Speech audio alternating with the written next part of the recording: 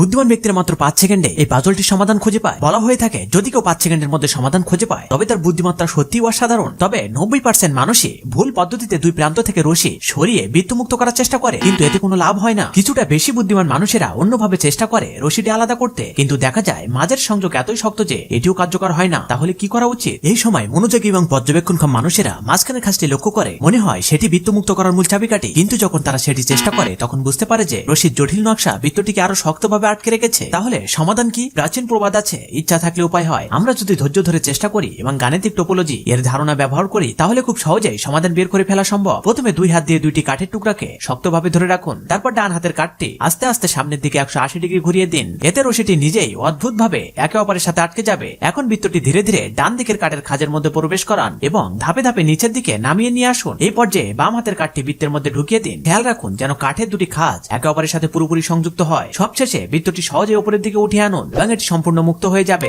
এখন কিছু like subscribe পাওয়া যাবে কি?